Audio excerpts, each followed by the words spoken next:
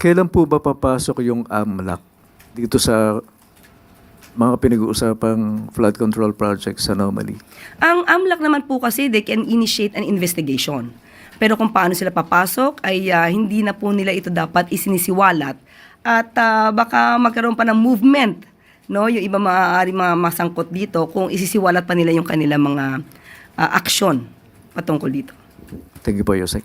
Follow-up question. They are just creations of fertile and wild imagination.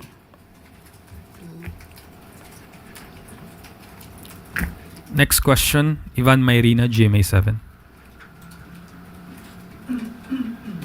Good morning, Yusek. May we get the position of the palace on moves by some members of Congress to lower the minimum age requirement for president from 40 to 35 and for senators from 35 to 30?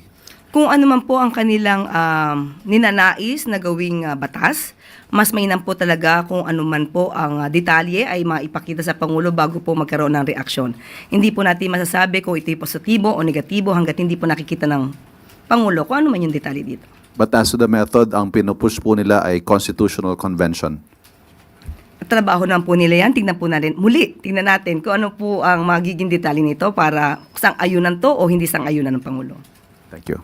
Next question, Ann Soberano, Bombo Radyo. Yusek, good morning.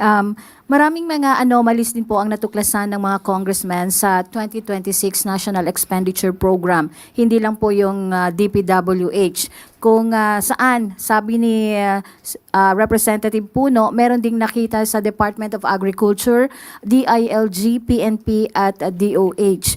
Like yung sa PNP po, DILG, yung 8 billion firearms procurement po, and then 1 billion beautification funds ng DOH, tsaka yung reports po ng allocation for sales scheme sa budget ng Department of Agriculture para sa farm-to-market roads. Yusek, alam po ba ito ni Pangulo na? Or may idea na po ba ang Pangulo hinggil dito sa mga natuklasang bagong mga anomalya? Yung mga detalye po dito, mas maganda po talagang iparating sa Pangulo dahil paminsan-minsan po pag sinabi lamang po at walang detalye, mahirap po kasi agad na mag-judge. So, kaya nga po nagbigay na rin po ng utos si Pangulong Marcos Jr. sa DBM at sa DPWH para tignan mabuti, evaluate kung ano ba yung nangyari sa 2026 NEP at ayusin ang dapat ayusin. So, kung may iba pang mga ahensya na involved, ay ganoon din po ang magiging utos ng Pangulo. So, ibig sabihin, Yusek, magkakaroon din ng sweeping review dito sa budget ng DOH, DH, at DILG. Kung meron po talaga. Kasi ngayon po, kailangan lang tignan. Of fixing kung ano man po yung nakitang mali, or kasi initially sabi nila ibabalik yung NEP eh. Kasi nakausap din po natin ang DBM at ayon sa kanilang legal department, kailangan po talaga na through errata sheets lang po. Hindi na po kinakailangang ibalik po ito sa presidente or sa DBM dahil naipasa na po ito sa Kongreso. So, yun po talaga ang dapat na proseso. Okay, so hindi po, kumbaga, it's not, hindi siya acceptable legally kung ibabalik yung NEP sa DBM. Is that it, ma'am? Yes, legally, hindi po sana ganon. Kasi madidelay po talaga masyado ang mga budget hearing patungkol dito. Thank you, Yusek. Follow-up question, Ace Romero, The Philippine Star. Yusek, if I understood it correctly, no, so the president is willing or ready to order a review of or a sweeping review of other agencies' budget kung may nakwitang questionable items. Okay, meron bang fears on the part of the executive branch that baka mas maraming makita along the way, magkaroon ng possibility na ma-delay and eventually reenacted budget? Napaka-hypothetical ng question but still, kung mangyayari man ito, mas magandang ngayon pa lang maayos na. So wala pa tayong fears na baka reenacted? Wala pa namang ganung Wala pa naman po. within schedule pa? Yes, opo. Okay, salamat po. Thank you. Next question, Alvin Baltasar, Radyo Pilipinas. Yusek, good morning po. Yusek, doon sa independent commission na binubuo, can you give us an idea kung gaano yung scope ng power niya? Meron po ba itong Magkakaroon po ba siya ng subpoena power para maipatawag yung mga taong nasa sangkot doon sa mga anomalya? Noon po ay sinasabi po natin na mukhang walang subpoena power, pero ang nais po ng Pangulo sa nasabing Independent Commission ay mabigyan po ng lakas, mabigyan ng ngipin para po mas mapatupad kung ano ang mandato ng Independent Commission na ito. At nais po ng Pangulo na magkaroon po ng subpoena power ang Independent Commission. Yusek, mag-follow up lang ako doon sa ibang, pero doon pa rin sa anomaly. Reaction natin doon sa revelation ni Senator Marcoleta na mayroon na daw 2 contractors na nakaalis ng bansa. And do you consider this as a concern on the part of Malacanang? Sa ngayon po, since wala naman po kasing kaso pa na naisasampa, hindi po talaga natin mapipigilan ang sino man na umalis ng bansa dahil may freedom of movement po tayo at yun ay nirerespeto. At kaya nga po ngayon ay mabilis na kumilos si Secretary Vince, anisunod na rin po sa utos ng Pangulo. At nag-request na po siya for a lookout bulletin para po makita natin kung ano yung mga movement ng mga maaaring involved dito sa mga maanumalyang flood control projects. Yusek, isa na lang po.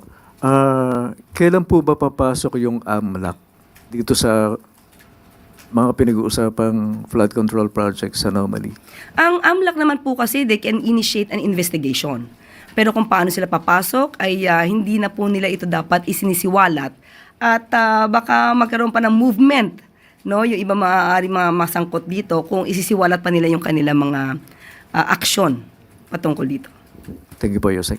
Follow-up question, Heidi Sampang, FEBC. Good morning, Yusek. Kanina po kasi sinugod po ng mga disaster survivors at environmental groups yung compound po ng mga diskaya sa Pasig. Nagbato po sila doon ng putik at nag-spray paint po ng word na magnanakaw doon po sa gate ng St. Gerard Construction. May paghahanda or may panawagan po ba ang Malacanang para hindi po humantong sa Indonesia style of rally kung saan po doon laganap yung looting? Kasi po labis po yung pagkagalit ng mga tao and baka din po sa atin lumabas po yung galit ng mga tao through that way po sa mga nabunyag po na anomalies sa flood control projects. Hindi po na naisin ng Pangulo na ganito ang mangyari. Sabi nga po ng Pangulo, sinusunod po natin ang due process. Sa mga kapwa nating Pilipino, ang pag-iimbestigang ginagawa po ng Pangulo, ang pag-uutos na imbestigahan lahat, ay para din po sa taong bayan. Pero hindi po ninanais na magkaroon ng kaguluhan dahil lamang sa may mga maling information. Dahil ito daw ay ginagamit para mas paalabin ang galit ng mga Pilipino. Hindi po yun ang nais ng Pangulo. Nais ng Pangulo ay maliwanagan lahat tayo kung ano nangyayari sa mga flood control projects at maibigay ang nararapat sa taong bayan. So, inuutos naman din po ng Pangulo sa mga concerned government agencies natin, sa mga law enforcement natin, na huwag niyo pong hayaan na mangyari po ito. Thank you, Yusek. Follow-up question, Ana Bajo, GMA News Online. Ma'am, follow-up lang po dun sa Independent Commission. When can we expect an executive order from the President regarding po sa establishment nitong commission? Finalizing na po. Inaayos na po. At may draft na po. But finalizing pa rin po sa EO. Last na ma'am, si Mayor Magalong last night, he said na he's very much willing to be part of that commission. May reaction po ba yung Palace? Hindi po tayo makakapag-salita patungkol po dyan. Depende po sa Pangulo yan kung sino po yung i-appoint niya bilang miyembro po ng Independent Commission. Thank you.